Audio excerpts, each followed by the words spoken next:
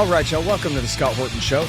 I'm the director of the Libertarian Institute, editorial director of antiwar.com, and author of Provoked, How Washington Started the New Cold War with Russia and the Catastrophe in Ukraine. Sign up for the podcast feed at scotthorton.org or scotthortonshow.com. I've got more than 6,000 interviews in the archive for you there going back to 2003.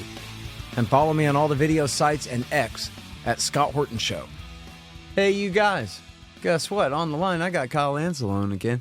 Of course, you know that he is the news editor at the Institute, libertarianinstitute.org, and he is the opinion editor at antiwar.com, and also he hosts two shows.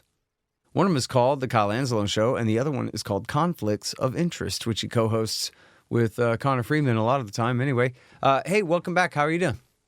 Doing well, Scott. Thanks for having me back on. Cool. Happy to have you here.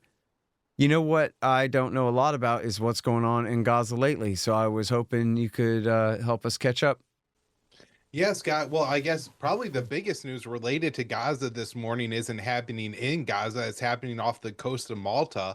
Another Freedom Flotilla was put together that was going to try to bring aid into the starving people of Gaza, as the Strip has been under a 2-month Israeli siege now, blocking all food, aid, medicine from entering the Strip.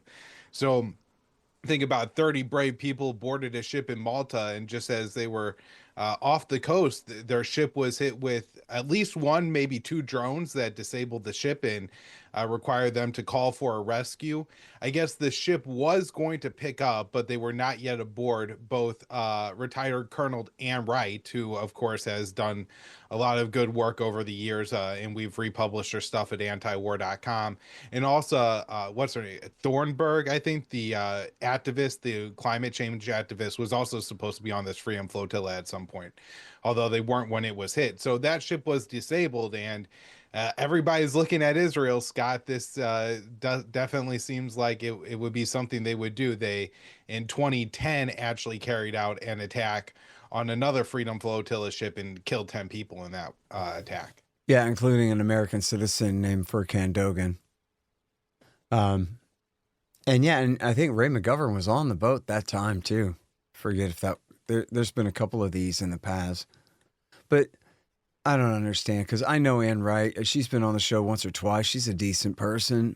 I can't understand why she'd be palling around with terrorists to sneak on a boat into the Gaza Strip, Kyle. So is there potentially another explanation for what's actually going on outside of, the Israelis' narrative? I don't think, Scott, I think the Israelis are just at this point convinced that at least they could convince the U.S. that anybody who does anything they don't like is Hamas or supporting Hamas.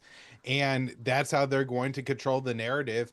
Just this week at the International Court of Justice, the World Court, they're hearing a bunch of arguments and statements from different countries on what rights do the Palestinians basically have. What does Israel have to give the Palestinian people since they're under military occupation?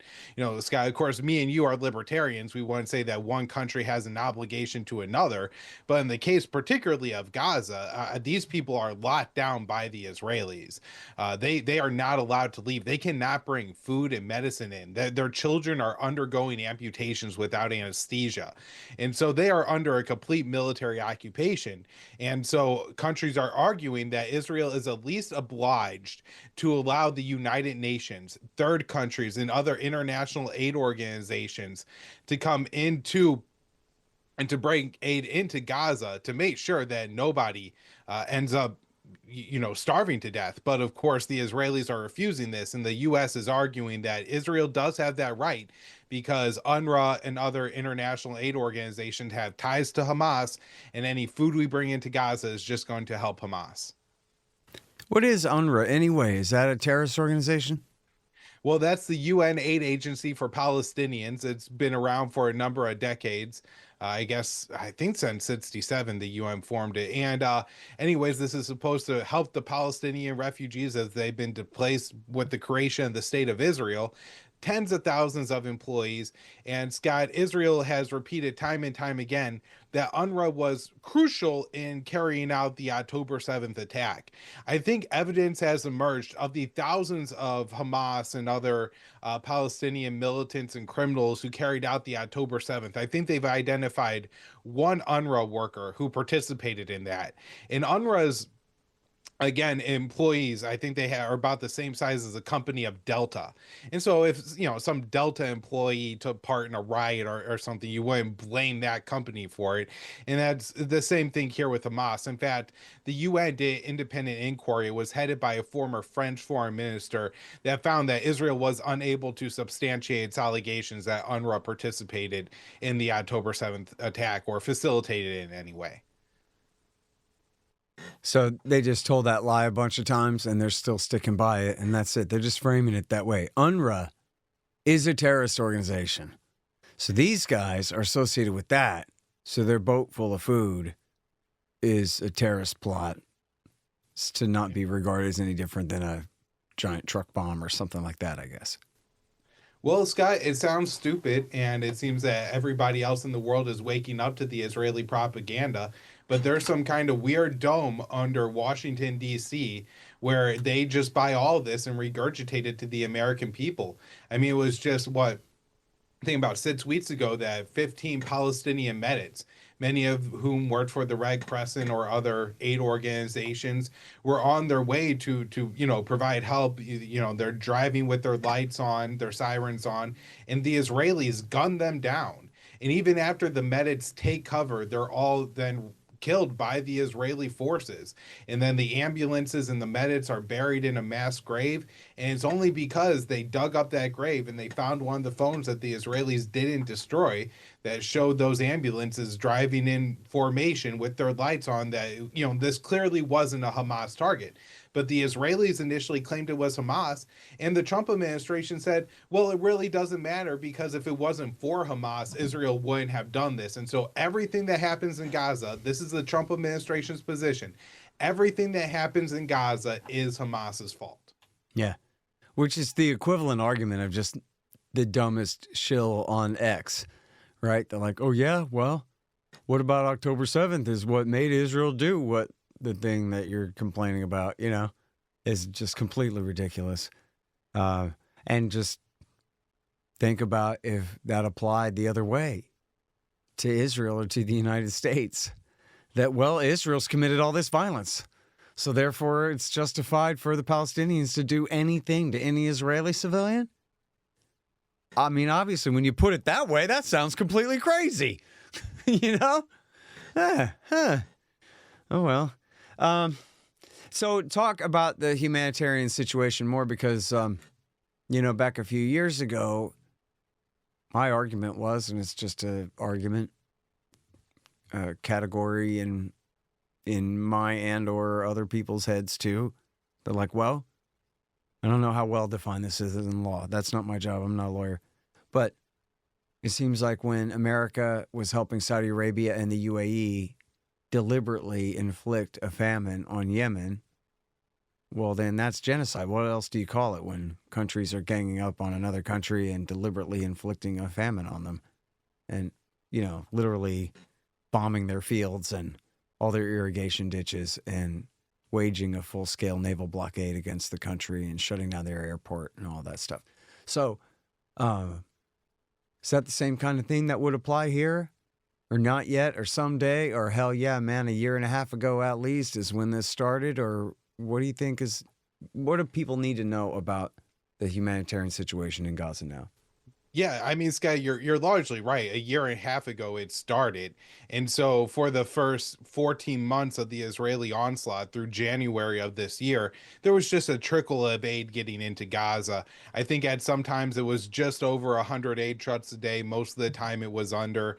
At periods of time, I think it was in the 50s of aid trucks a day that were getting into Gaza, and Israel was doing a number of things to implement this blockade, including it's not even the government, but the settlers, Israelis, were just looting the aid trucks, setting fire to them. Imagine, Scott, food going into Gaza and there's starving children in there.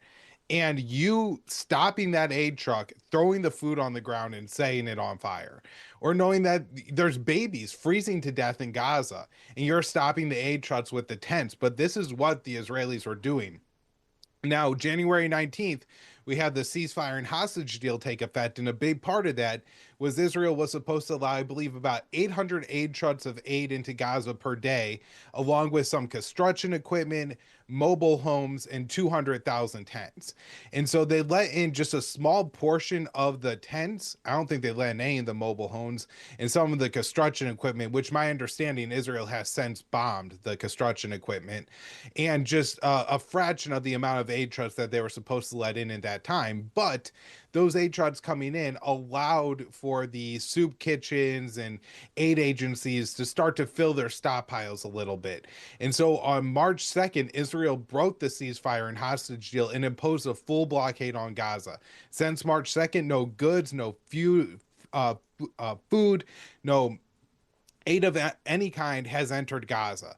And so now all these aid agencies like UNRWA, like the World Food Program, have distributed all the aid in their stockpiles out. And so, families have a little bit of food in their tents, soup kitchen style places that, cook large meals and feed people in these tent cities that you now have in Gaza. They're estimated to run out of food in the next few days. About 1 million Gazans are living on just one meal a day. That includes a lot of children. And of measured children, so not every child is going to the hospital to get checked on, but of those that are, 60,000 have shown signs of malnutrition already. And, this just has to be the most intolerable thing for all these Palestinian families who have these little kids who are just suffering, but also the lifelong consequences of going malnourished as a child are serious. Brain development, stunted growth, more mental health, and just other health things down the line. This is a generational punishment that the Israelis are inflicting on the Palestinians right now by denying them food. Yeah, and look back to the specious arguments in favor of all this stuff. So that's all they can be. I mean, here's a situation where half the population is, or even more, are minors. So really, they're not minors. They're the majority, are under 18. And many, much under 18. And then it's been this way. And then the excuse for all this is, well, they voted for Hamas, but that was 20 years ago. And back then, the majority was under 18 back then, too. And even then, it was just the plurality that voted for Hamas, not the majority. And the only reason they took full control of the government was because George W. Bush backed a coup d'etat there against them, which failed and ended up resulting in them consolidating all of their power over the Gaza Strip, which is, probably what the Israelis intended all along anyway, or they sure weren't too disappointed to know that they had the Palestinian Authority based on the Fatah party in the West Bank, and they had Hamas ruling the Gaza Strip in these separate territories, separate regimes, Palestinians effectively divided and conquered, and the peace process frozen in formaldehyde forever, as Dov Weissglass, Ariel Sharon's man, put it. So, but just imagine assigning collective responsibility onto a bunch of kids now for what a bunch of kids didn't do back 20 years ago and going, yeah, well, whatever, man. You're near an armed fighter, so I get to kill you. It's just it. And near can be defined as anywhere within 10 miles by 25 miles, right? That's it. Right. An armed fighter could apparently be defined by Israel as what their AI machines turn out. Right. We know that they've used these lavender programs to, this for all the Americans who are worried about the Chinese social credit score system coming to the America. What about the Israeli Hamas credit score system, where even the Israelis in the military who operated these things admitted that they were able to dial up or down certain metrics within the lavender AI program, and suddenly they would generate 10,000, 20,000 new names of Palestinians who are so close to Hamas that we had to support them. So, it's absolutely embarrassing, I guess, that we supported this for so long, Scott. Yeah, seriously. It reminds me of people supporting the murdering of all the Branch Davidians. And they knew they were the good guys and the Branch Davidians are bad guys. Hey, that guy said he's Jesus and he's bad to little kids and he's bad. He has illegal weapons, said all the right wingers. He's got weapons without a license and paying the proper taxation to Uncle Sam. Bill Clinton. He's got to get that tax revenue. And so we support the FBI and the Delta Force going in there and murdering every last one of those people as soon as possible. That was, by and large, the American people's position at the time, including the average Texan, and including after it, too, when they stood by it and still said, yeah, the tank assault was the right thing, even though everybody knows it ended in a fire one way or the other. But it's the same thing here, where people come up with any rationalization. They know that they're the heroes. They're on the side of liberty and justice and Superman and Jesus and the USA and the American flag and all of this stuff. They're just killing kids. It's like a complete satanic orgy of absolute destruction. Like sitting there watching a snuff film and enjoying it. And then coming up again with these preposterous cliches about, well, that's what you get for supporting Hamas. Hey, they danced in the street when they heard of October 7th and just whatever. Has a license to murder children with, to deliberately starve them. And then this reminds me of a headline that was on antiwar.com, I think yesterday, which was the finance minister, Bezalel Smotrich, saying, oh, yeah, no, the policy is that we're going to keep doing this until they're all gone. Yeah. Right? And he's been saying it, Scott, as much as this is an important headline, and I'm glad Dave covers this. This is the 20th, our 25th headline that he's had of Smotrich saying, we want all the Palestinians out of Gaza, and if we have to kill them to do it, we're going to kill them to do it. He's even said that basically it was the pressure that would come from the world of watching 2 million people starve to death is the only thing that actually prevents Israel from starving the 2 million Palestinians in Gaza to death. He said it would be morally justified for them to do it if they wanted to do it. We also had Itmar Ben-Gvir in the U.S. this week, first in Mar-a-Lago and then on Capitol Hill, talking with Republican congressmen. And he's saying that he has support from Republican congressmen to bomb the remaining food stockpiles in Gaza to increase the pressure on Hamas. And so, it's, as much as it is Smotrich, it's not just him. There are several in the Netanyahu administration now who are openly calling for the genocide and the ethnic cleansing of Palestinians from Gaza. The new Israeli defense minister, Israel Katz, actually established an office for the voluntary emigration or, the ethnic cleansing of Palestinians. They have an office in their defense ministry for finding other countries to take in the Palestinians for once they make this so insufferable for them that they have to leave. And Israel is just preparing for a new major military offensive in Gaza, apparently. They are sending out tens of thousands of mobilization letters to Israeli reservists. And I guess the plan is for them to now evacuate the Mawasi area, which is where they've tried to force all the Palestinians that they've kicked out of Rafah, the North, Gaza City, Khan Yunis. And so now they're going to try to remove them to an even more remote area of Gaza. And it's clear, Scott, that this is, just about ethnic cleansing. I'm sure they're not going to let the Palestinians take their tents. They're probably going to get out there with the bat pads. The men will be separated. They'll be taken at best to a torture prison, if not just wherever the Israelis are going to kill them. Complete dehumanization and humiliation, stripping them naked, forcing them to march in front of tanks through the rubbles of their old homes and communities. That's what the Israelis are preparing right now, ramping up right now to do in Gaza. Yeah. Well, and you know what? Speaking of these bogus Israeli cliches, is the excuse that Hamas is just hiding behind human shields. So what's the truth of that?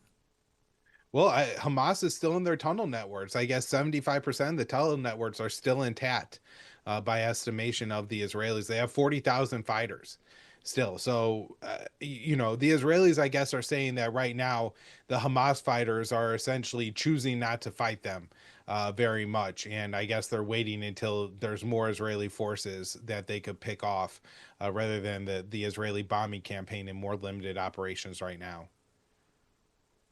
And then So there have been some reports in the Israeli media based on just soldiers coming forward and including, I believe, officers coming forward and talking about how they used Palestinians as human shields in their operations in the Gaza Strip. Can you tell us about that stuff? Yeah, again, we've had reports about this for, I would say, since maybe even 8 months now, of soldiers just openly coming out and saying that this is the policy. Of course, with every one of these stories, you get more details. Like, this time I think the latest from Haaretz said that one of the soldiers actually went to the officer and was saying, we shouldn't be doing this. And the officer said, this is the policy. They would call it mosquito policy or something like that. um young men, like 13, 14-year-old boys, forced to go through homes. Apparently the Israelis now have this policy where I don't know if it's true that they're actually strapping bombs to these people, but they're at least telling the Palestinians that they're strapping bombs to them and then forcing them to walk through these houses, basically implying if you stray too far away, you're going to get shot. And they've also dressed these human shields in Israeli fatigues, and that's had the, I guess, effect of, if they're walking in front of the Israeli soldiers and Hamas fighters are there and they fire on the first people in Israeli fatigues that they see, the Hamas fighters will actually kill the Palestinian and not the Israelis behind them. And so that's just another really, really just disgusting thing to do. Mhm. And again, yeah, this has been widespread. I think a soldier in Haret said that every unit in Gaza has one. And just in one particularly horrific story, Scott, Dave DeCamp wrote this up for antiwar.com. There was an 80-year-old man, I think it was in Gaza City, who was unable to evacuate, right? The streets are bombed out. He would need an ambulance or something to come load him and his wife up and take them to wherever they need to go. So they're still in their house when the Israeli soldiers get there. So the Israelis strap a bomb on this man who walks around with a cane, and they force him to spend 8 hours going through the rubble, searching for and making sure homes are cleared of IEDs. And then they tell this man and his wife, walk in that direction. Well, they don't tell the Israeli battalion in that direction that they did that. And so once they come close to the Israeli soldiers, they shoot them dead, both husband and wife. That's that. Man, it's completely crazy. It is, direct comparisons to the Nazi villains of World War II are so obvious, and you're supposed to never be able to make that comparison because it's Jewish Israelis doing it, but they're clearly just mimicking their previous persecutors, and somehow are so lost in the narrative of themselves as the victims of World War II that what everybody can see but them, that they're acting exactly like Adolf Hitler's minions. And then, even the Times of Israel published a piece about how we need that Lebensraum. Like, was this a German Jew that wrote that article? Or I don't know why they had to use that phrase, the German word for it, of living space. And it was not some Jonathan Swift satire at all either. It was like, look, we got to kill these people so we can steal their property and make our country bigger. That's all. And they even called it Lebensraum. And then they just got to torture and murder all these people to death in order to make it happen. And so they're perfectly fine doing it. Any cruelty. It's like the Japanese, where like any unwillingness to commit the worst cruelty is seen as treason and the worst betrayal of the society, in World War II. Like just insane cult of military power against the most helpless victims. It is. It's just shooting fish in a barrel. It's insane. It's insane. I Making guess old men dropping clear houses for 1,000-pound mines and then bombs shooting them on dead. people trapped in a tent city is just one of the worst things that you could imagine. And the photos coming out day after day. Amnesty International recently called it a live stream genocide, and that's certainly what it seems like. How many thousands, tens of thousands of these Palestinian victims have had their deaths documented almost in real time, right? The journalists have filmed their own deaths. Yeah. People have filmed their own deaths or the deaths of dozens of people right in front of them. Well, I mean, if you just think about what if any government that right now is out of favor with our government or in the recent past were to have done the same thing. So you think about Slobodan Milosevic and his allied Bosnian Serbs and their war against the Muslims. in Bosnia or in Kosovo. Or think about the Taliban or Saddam Hussein or the Iranian Ayatollah or Bashar al-Assad. Anybody out of favor with the United States doing anything in comparison to this. And the only question would be, how come Barack Obama has only dropped every bomb in our inventory on them to the point that we ran out and not more than that yet? Which is, the history of our whole lives here, man, is, oh my God, look, someone committing horrific acts of violence against helpless civilians. That's our excuse to launch a war. And they'll embellish them out of whole cloth, too. They'll take 3,000 dead in Kosovo and make it 100,000 so they can launch a war there. And here we're got to be near 100,000 dead civilians in Gaza this whole time. Yeah, there's a doctor who has been to Gaza several times, and him with a group of, I believe, 100 other doctors put together an estimate in October that was 118,000. They kind of take the 60,000 that have been killed that we know of from the war. In understanding in modern warfare, the number of indirect deaths is often at least 2 times higher, but I think 4 and 5 times higher is the average. That's over 100,000. I don't think would be out of line to say at all. And then, of course, consider how many people are still buried dead beneath the rubble that we simply don't know about, haven't been counted yet. I mean, I'm sure the numbers are horrifically high. Yeah. And whose bones will just be mixed in with the crushed concrete forever, under Israeli or whoever's bulldozers that come scrape it all up, and it'll never, be identified. Right. That was part of the point people were making when the U.S. did that little pier project. I don't know if you remember, it'll be a small footnote of the Israeli genocide in Gaza, but that Joe Biden was going to resurrect this aid pier off the coast of Gaza because for some reason we couldn't get through any of the 24 some odd land crossings across the strip. And so they built this pier. And one of the things people pointed out was they cleared a bunch of rubble away, and people were saying, hey, I think my family might be under there. Yeah. And then the pier was a joke and got washed away in a week and whatever. Yep. And of course, yeah, he's the president of the United States. He can't just strong arm his way to open up a crossing to bring in trucks full of wheat, whatever they need. It's such a disgrace. So, and this is the most important question is, what about Donald Joe Biden Trump? And what's he doing about it? Nothing? Helping? Yeah, I mean, it seems that the Trump administration's biggest focus when it comes to this is threatening Ansar Allah or the Houthis in Yemen, and then blaming Iran and threatening to bomb Iran for backing Ansar Allah. So this is kind of their big focus right now in the Middle East is bombing Yemen.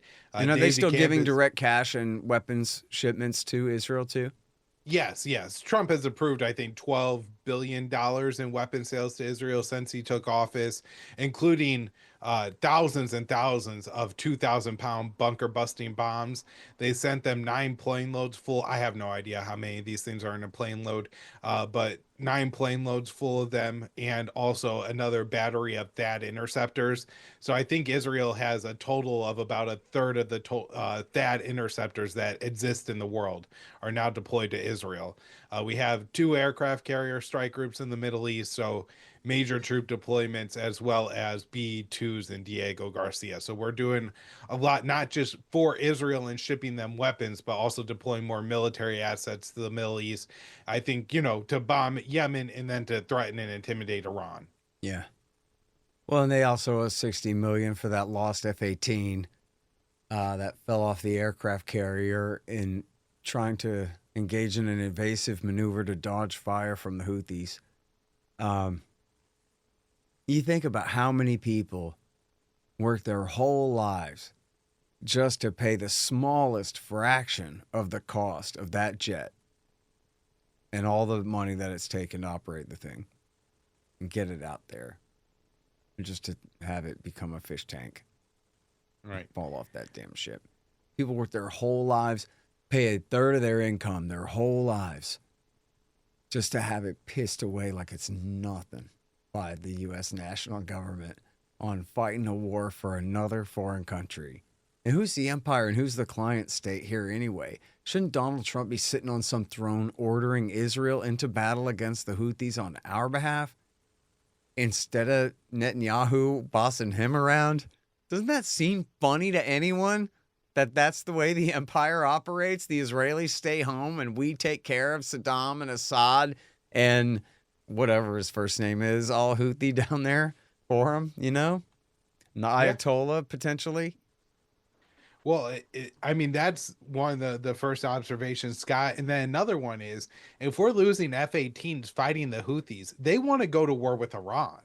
It seems insanely stupid. I mean, they're preparing for a war with China, right? If you can't just demolish the Houthis military infrastructure, if you can't identify it and take it out very quickly and rapidly, and you're losing drones and F-18s against Ansar Allah, how are you ever going to pick a fight with Beijing?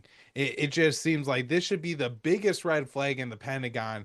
All the generals should be absolutely crapping their pants and like raising like what are we gonna do if we can't take on one of the poorest countries in the Middle East that has been under an air war and blockade for the better part of the past decade, that isn't recognized by any of its neighboring states, gets some minor support from Iran, but that's it. If we can't take out Ansar Allah, what are we doing even wargaming, even dreaming about taking on Iran or China? Yep.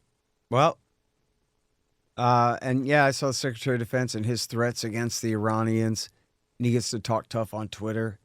But then, Kyle, remind me, ain't we in the middle of negotiating with Iran right now?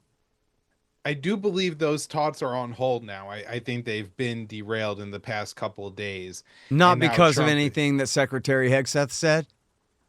I think it was Trump's threatening secondary sanctions that was probably the bigger deal. I guess if I were the Iranians, I wouldn't pay too much attention to Hegseth. I would just keep an eye on Trump's True Social Yeah. account. I think that's where you get most of your information on foreign policy. But I'm sure Hegseth's threats are not helpful to negotiations. And the Iranians have made clear that they don't want this to be viewed as them coming to the table on their knees, and that the Americans are in some great position of strength. And so they're trying to make it out to be that they're not coming at the result of the threats from the Trump administration against them.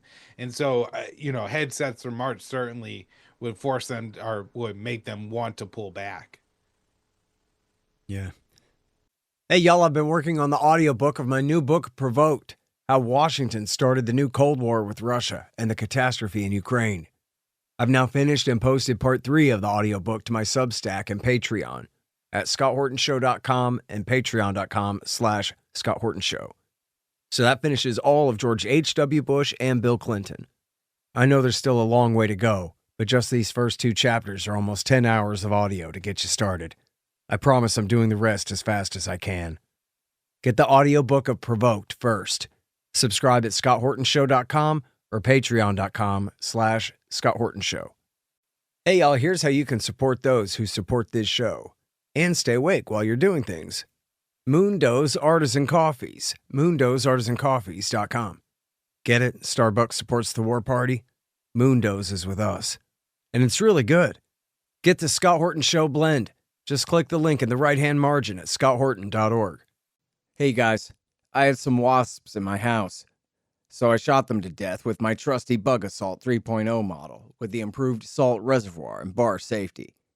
I don't have a deal with them, but the show does earn a kickback every time you get a Bug Assault or anything else you buy from Amazon.com by way of the link in the right-hand margin on the front page at scotthorton.org.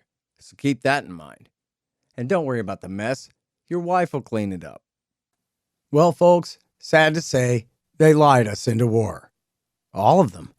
World War I, World War II, Korea, Vietnam, Iraq War I, Serbia, Afghanistan, Iraq War II, Libya, Syria, Yemen. All of them. But now you can get the ebook, All the War Lies, by me for free.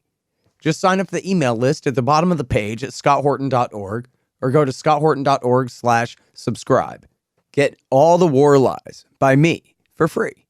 And then you'll never have to believe them again. All right, well, I guess I need to ask, I don't want to go off too far on Iran. Let's go back to Gaza and the potential for any sort of new ceasefire, secondary arrangements, negotiations, any kind of thing, or this is just purely starvation and bombing campaign until they're all cleansed out to Egypt or go lay down dead in the Sinai or what?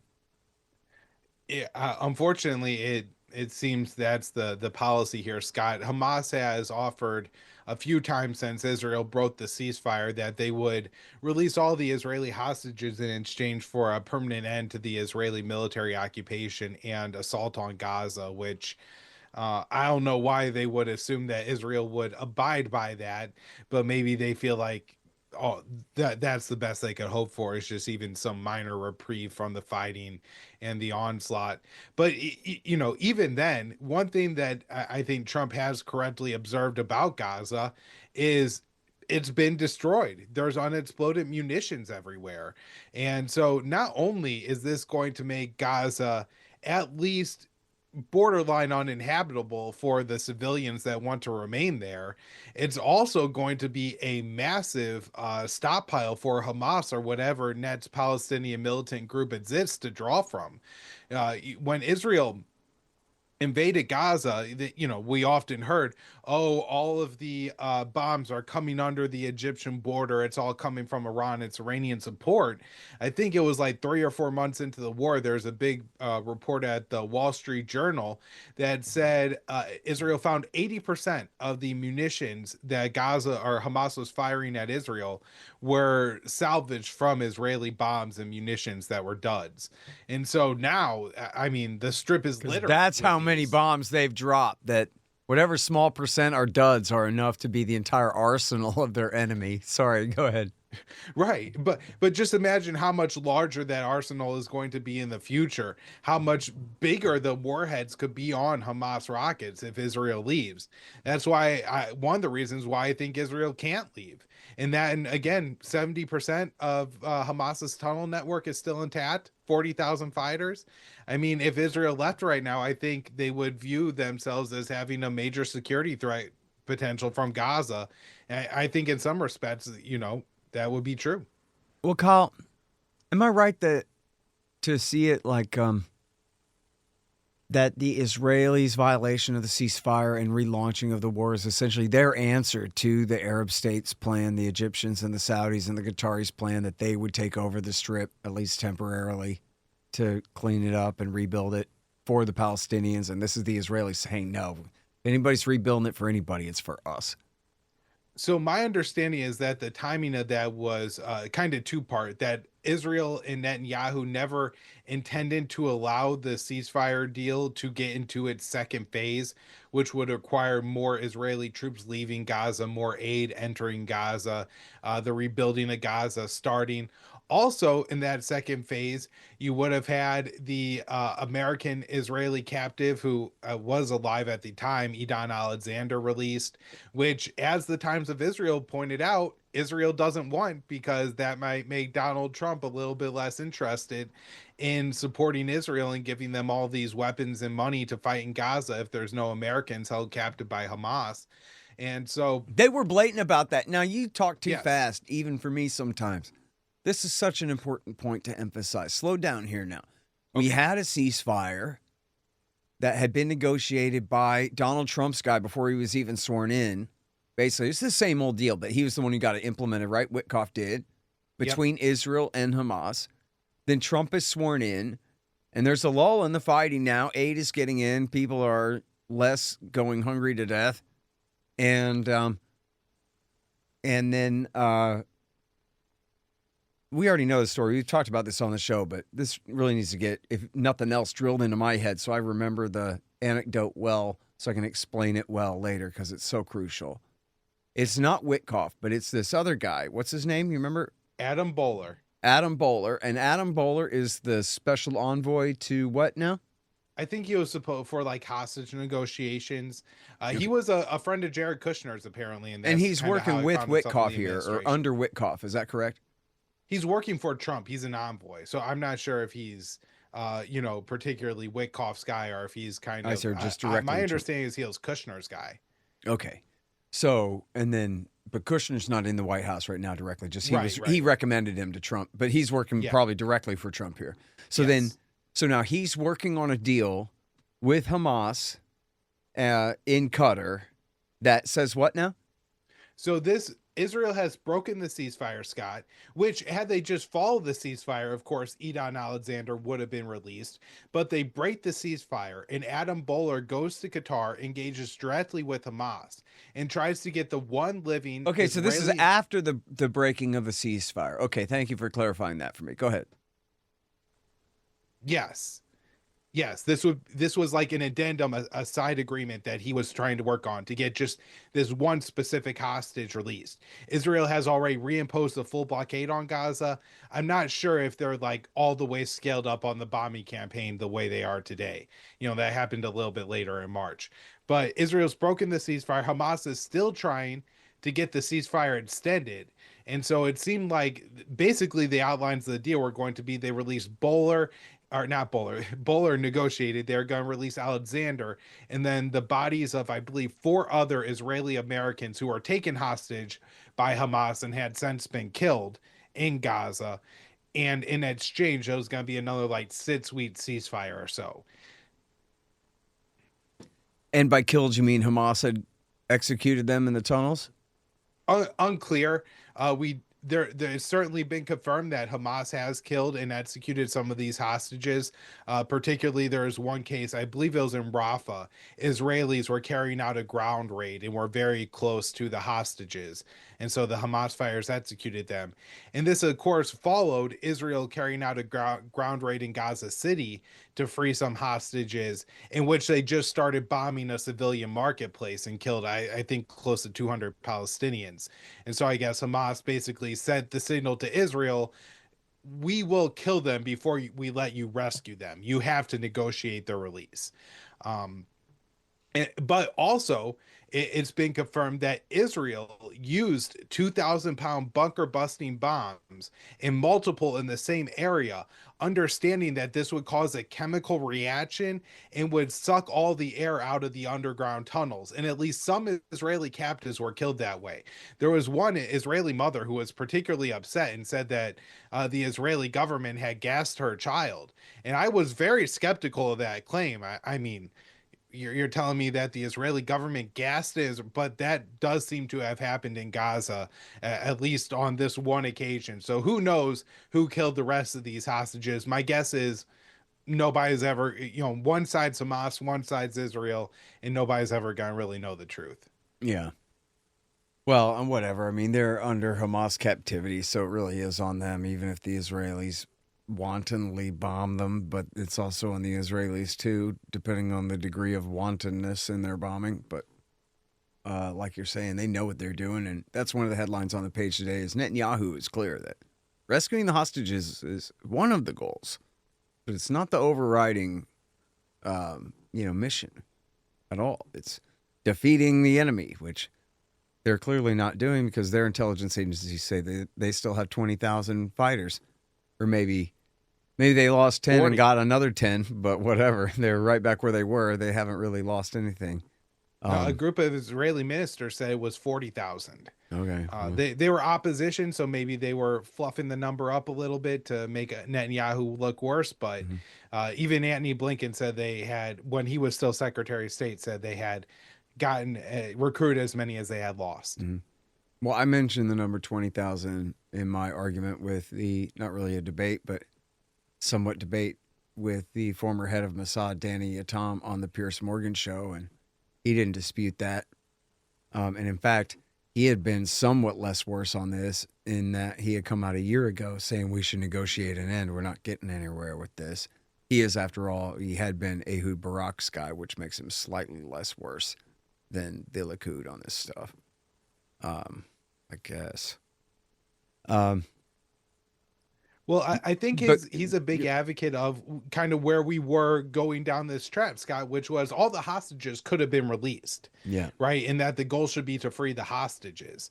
And it's clear that Netanyahu is taking steps not to do that. So get back to Andy Bowler, you say? Yeah. So then he went on Jake Tapper and really stuck his foot in his mouth, right? When he should have just said, don't worry, Jake, we're going to take care of it as best we can, baby boy. Instead, he said, hey, America hereby declares independence from Israel, and you can't tell me what to do, or something like that. They heard that. I'm embellishing a bit. He said that What you did he could say? negotiate with Hamas. He said that Hamas. He said was America somebody- reserves the right to negotiate with whoever they want, and Israel can't stop them. No, I think he actually said that the Hamas officials he met with were reasonable people who could be talked to, which is the whole reason that Netanyahu has propped up Hamas, as you and Connor Freeman explained that great article in the first place. The whole point of Hamas is so Israel has somebody to point at and say, we got nobody to talk to. We got nobody to negotiate with. And so I think in a lot of ways, he really broke one of the key narratives by saying that. So what happened to him? Again, this is a guy who works for Donald Trump, the head of the world empire in Washington, D.C. The Israeli Strategic Affairs Minister, Ron Dermer, one of the closest Israeli aides to Benjamin Netanyahu, called Bowler and read Bowler the Riot Act, right? Again, the Israeli official called the American official to yell and complain about him talking to Hamas about trying to set up a deal to get an American freed from Israel. Now, Bowler's response to this was he couldn't believe the insolence that an Israeli official would do this. But guess who lost their job? Adam Bowler. Dermer's still in the Strategic Affairs Ministry. Yeah, word to the wise, man. Our friend Daniel Davis could be the Deputy Director of National Intelligence right now, except that he said a couple of sensible things about Israel. And purely sensible. I mean, he's no ideologue the way we are. We just love him for what a great military analyst he is and what an honest guy he is and everything. But he never went on a moral crusade against Israel in any sense, man. He just said, boy, America might consider distancing ourselves from this policy, which is so destructive and might blow back on us, like Right. an adult might say. And that cost him. He could, he's still our best YouTube star, but he is not the Deputy Director of National Intelligence right now. Although that really speaks very well of Tulsi Gabbard, that's who she wanted. Yeah. That's whose judgment she was trusting at that time. That's great. And I believe Will Ruger is in that spot now, who isn't a bad choice either. Oh, yeah, that's good. Yeah, he's not that bad. All right. Well, damn. I don't know what else to say that ain't too redundant. Just that, I guess let's just go over the fact that, still every day and night, the Israelis are dropping bombs on these people's heads and blowing them apart, right? This is... Yeah. There was a ceasefire, but it is over. And so the media coverage has kind of died down. Maybe the leftist rent-a-mob protests or wherever they came from have somewhat receded. But the violence is ongoing as bad as ever, or... Yeah. I mean, Dave DeCamp at antiwar.com every day, Sunday through Thursday night, writes up a story. The Gaza Health Ministry confirms X number of Palestinians killed. It's, usually somewhere, I guess, between 30 and 100. And of course, they only count the people who are brought to the morgues and to the hospitals. It doesn't count the people who are dead, buried beneath the rubble, are just absolutely obliterated off the face of the earth, burned beyond recognition, beyond finding human remains in one of these tents, as many Palestinians have been at this point. So it's really bad. I guess the number of journalists who have been killed seems to be on the rise too, which means that I feel like it's harder to get information and video and things like that out of Gaza.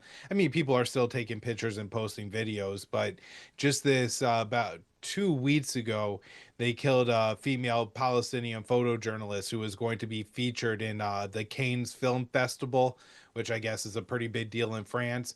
And so again, just the number of journalists being killed makes it so hard to actually know how many Palestinians are dying. Certainly scores of them every single day.